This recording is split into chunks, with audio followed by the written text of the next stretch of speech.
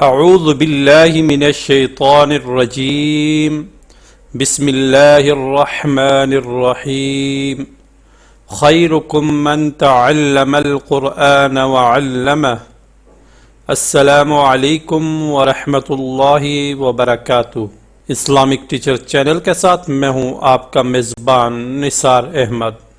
امید ہے کہ آپ سب خیر و عافیت سے ہوں گے۔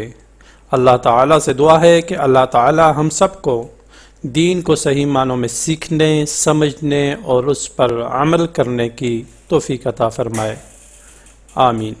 معزز سامعین اکرام، آج ہم سبق نمبر 13 صفات عارضہ کے بارے میں پڑھیں گے۔ اس سے پہلے ہم صفات لازمہ بھی پڑھ چکے ہیں۔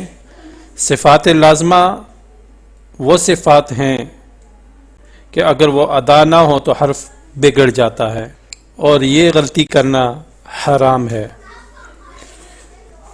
اور صفات لازمہ کی بھی دو قسمیں تھیں، صفات لازمہ متضادہ اور صفات لازمہ غیر متضادہ۔ سامعین کرام، صفات لازمہ کے بارے میں ہم پچھلے اسباق میں پڑھ چکے ہیں۔ آج کا جو ہمارا سبق ہے صفات عارضہ۔ سامعین کرام، اگر آپ نے ابھی تک ہمارا چینل اسلامک ٹیچر سبسکرائب نہیں کیا تو براہ کرم سب سے پہلے آپ اسلامک ٹیچر چینل کو ضرور سبسکرائب کریں۔ چینل کو سبسکرائب کرنے کے بعد بیل آئیکن پر ضرور کلک کریں تاکہ ہمارے نئے آنے والے اسباق آپ کو آسانی سے مل سکیں۔ تو آئیے شروع کرتے ہیں آج کا سبق، صفات عارضہ۔ صفات عارضہ وہ ہیں کہ اگر وہ ادا نہ ہوں تو حرف بگڑتا تو نہیں مگر اس کا حسن اور زینت باقی نہیں رہتے، ٹھیک ہے۔ یعنی صفات عارضہ جو حروف میں کبھی ہوتی ہیں اور وہ کبھی کبھی نہیں ہوتی، اور یہ صفات تمام حروف میں نہیں بلکہ بعض میں ہوتی ہیں۔ جن حروف کی ادائیگی میں یہ صفات ادا نہ ہوں تو وہ حروف صحیح ہوں گے، البتہ ان کی تحسین میں کمی آئے گی۔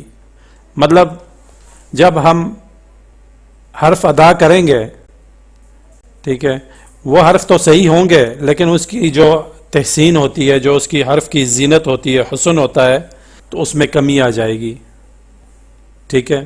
جیسے را مفتوح ہو تو پر اور مکسور ہو تو باریک پڑھی جاتی ہے، یعنی را کے نیچے زیر ہو تو وہ ہم باریک پڑھتے ہیں، اور اوپر زبر اور پیش ہو تو اس کو پر پڑھتے ہیں۔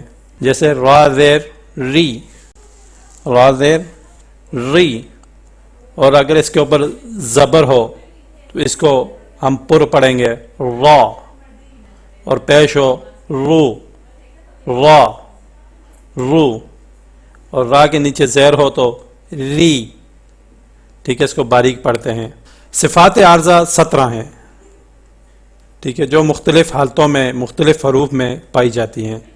صفات عارضہ جو ہیں وہ 17 ہیں، اور جو مختلف حالتوں میں مختلف حروف میں پائی جاتی ہیں، اور یہ 8 حروف ہیں: حمزہ، واو، یا، را، میم، لام، الف، نون، او یرمولان، یعنی یہ 8 حروف ہیں، اور صفات عارضہ 17 ہیں جو مختلف حالتوں میں مختلف حروف میں پائی جاتی ہیں۔